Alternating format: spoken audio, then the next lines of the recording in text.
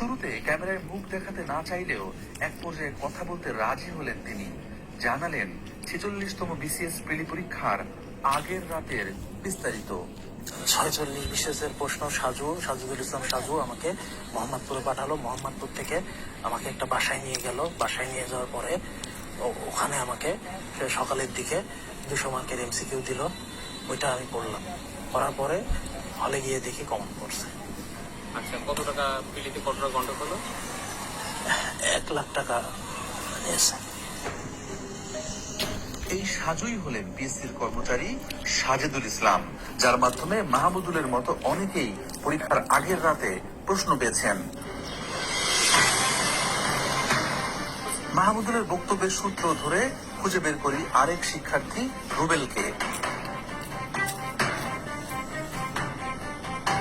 ঘটনার আকস্মিকতায় হতভম্ব রুবেল নিজের পরিচয় গোপন রাখতে বারবার অনুরোধ করছিলেন। আপনি আমার এলাকার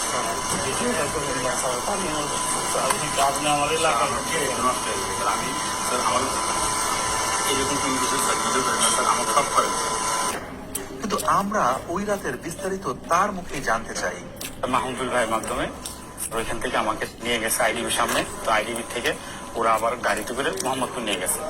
তো মোহাম্মদপুর নিয়ে যাওয়ার পরে রাত 9টা-10টার দিকে আমাদের কাছে কোশ্চেন পাঠিয়েছে। তো ওরা লোকজন ছিল, ওই কোশ্চেন দিয়ে আমাদের সারা রাত সলভ করেছে।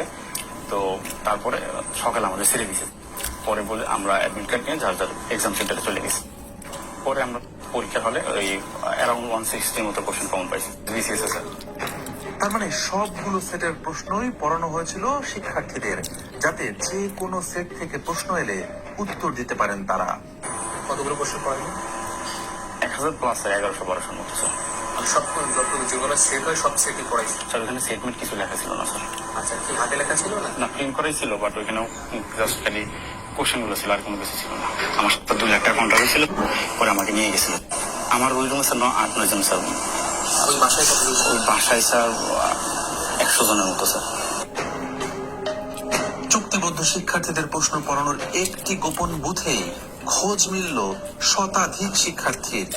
সেরাতে এমন কত বুথ স্থাপন করেছিল চক্রটি, তার সঠিক সংখ্যা আমাদের অজানা।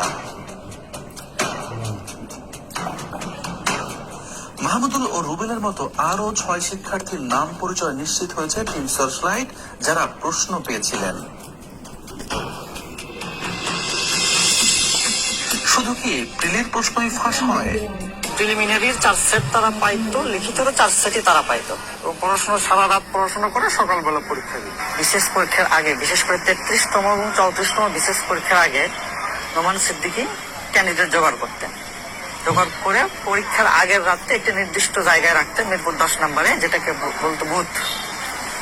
ওখানে সব ক্যান্ডিডেটকে জড়ো করে রাখতেন, 20-25 জনকে। রাত 1টা, 2টা কিংবা 3টার দিকে পিএসসির বহিষ্কৃত কর্মচারী খলিল এসে হাতে লেখা কাগজে প্রশ্ন দিয়ে যেতেন।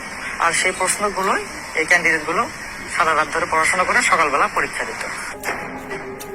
মাহমুদুল ও রুবেলকেও আগামী অগাস্টে অনুষ্ঠিতব্য লিখিত পরীক্ষার প্রশ্ন সরবরাহের আশ্বাস দিয়েছিল চক্রটি।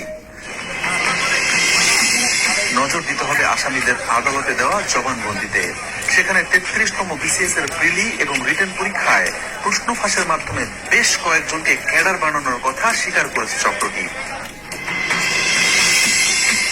বিসিএস ছাড়াও আমাদের অনুসন্ধানে সহকারী রাজস্ব কর্মকর্তা, অডিটর, সহকারী থানা শিক্ষা কর্মকর্তা, সিনিয়র স্টাফ নার্স, পল্লী সঞ্চয় ব্যাংক, পররাষ্ট্র মন্ত্রণালয়ের সাইফার কর্মকর্তা, জুনিয়র ইন্সপেক্টর সহ 30টি নিয়োগ পরীক্ষায় প্রশ্ন ফাঁসের প্রমাণ মিলেছে।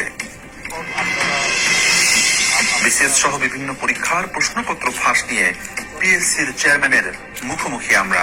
এবং প্রশ্ন পরীক্ষার পরে আমরা মিলিয়ে দেখেছি, এটা হুবহু মিলে যায় আপনার প্রশ্নের সাথে। এই বিষয়ে এখনো মন্তব্য করার সময় আসেনি, কিন্তু আমার যদি আগে পেতাম আমরা, তাহলে আমরা পরীক্ষাটা সত্য বা মিথ্যা সেটা পরীক্ষা বন্ধ করতে পারতাম। পরীক্ষাটা আমরা বন্ধ করতে পারতাম, তাহলে এই বদনামটা আমাদের ঘাড়ে আসতো না। পিএসসির যে কয়েকজন কর্মকর্তা কর্মচারী সিআইডির হাতে গ্রেপ্তার হয়েছেন, এদের সবার বিরুদ্ধে বিভিন্ন সময়ে প্রশ্নপত্র ফাঁসের অভিযোগ ছিল।